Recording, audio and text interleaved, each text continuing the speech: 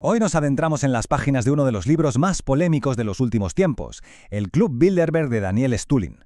Vamos a analizar directamente de la fuente su tesis sobre un supuesto gobierno en la sombra que mueve los hilos del poder en todo el mundo.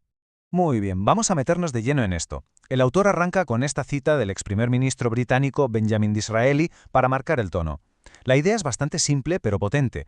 Lo que vemos en la superficie, en la política y las finanzas, es solo una fachada, una especie de teatro.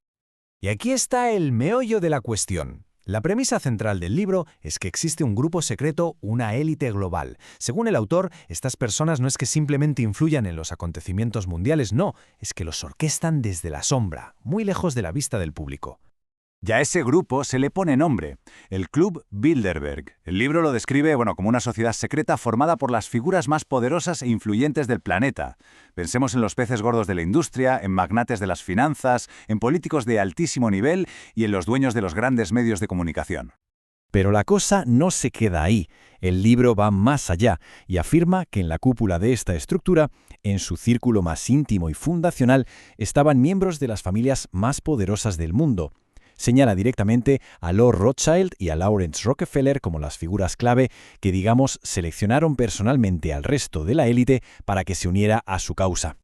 Fijaos en esta cita, que es muy reveladora. Se la atribuye al expresidente de Fiat, Giovanni Agnelli. Según el autor, esto nos da una pista tremenda sobre la mentalidad y la ambición del grupo. Es como si dijeran, donde la política tradicional no llega, llegaremos nosotros. Vale, pero la gran pregunta es, ¿cómo lo hacen? ¿Cómo ejerce supuestamente este grupo su poder? Vamos a ver ahora cómo detalla el libro los mecanismos que, según afirma, utilizan para mantener el control de la agenda mundial. Aquí hay un concepto clave que plantea el libro, la máquina de consenso. Sostiene que las reuniones del Club Bilderberg no son para crear leyes directamente. Su función principal, según esto, sería forjar en secreto un acuerdo unánime, un consenso, sobre las políticas que luego se acabarán implementando en todo el mundo. Y esto lo ilustra perfectamente. El autor cita a Will Hutton, quien supuestamente asistió a una reunión en 1997. Lo que viene a decir es que este consenso informal se convierte en el verdadero marco de la política global. En otras palabras, las decisiones importantes ya estarían tomadas antes de cualquier debate público. Para ilustrar el supuesto alcance de este control, la fuente nos presenta esta cronología. Apunta a una larga lista de secretarios generales de la OTAN, la alianza militar más grande del mundo, que, según afirma, tienen vínculos directos con el Club Bilderberg. La implicación, claro, es un posible control sobre la política militar de Occidente.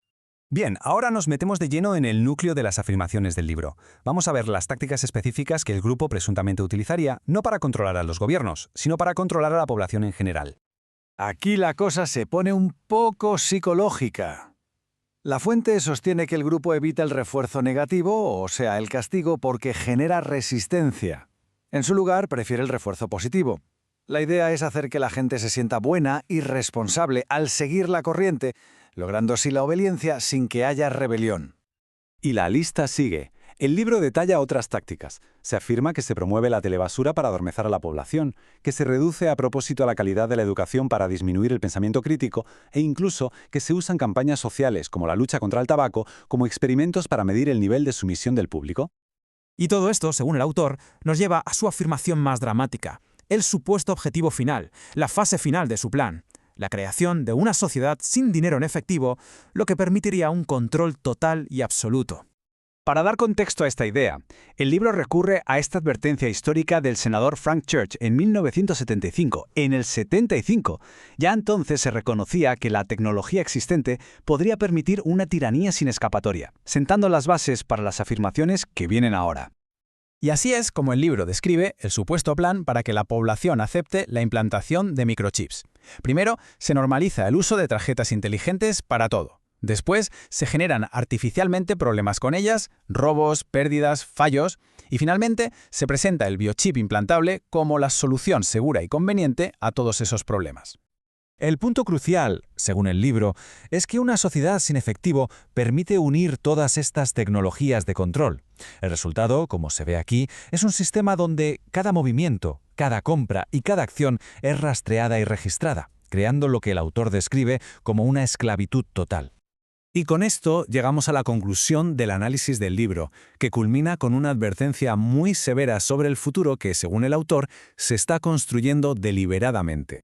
La fuente concluye con una llamada a la acción.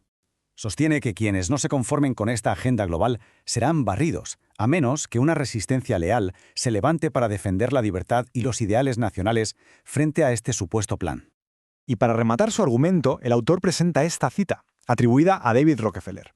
Se expone como la prueba definitiva de una estrategia a largo plazo.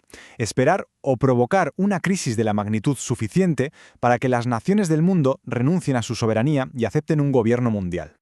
Después de explorar las audaces afirmaciones del libro de Stulin, desde gobernantes secretos hasta una sociedad controlada por microchips, nos quedamos con una pregunta fundamental. Al examinar el poder y la influencia en nuestro mundo, ¿dónde trazamos la línea entre el necesario escrutinio crítico y la teoría de la conspiración? La respuesta, por supuesto, queda abierta a la reflexión.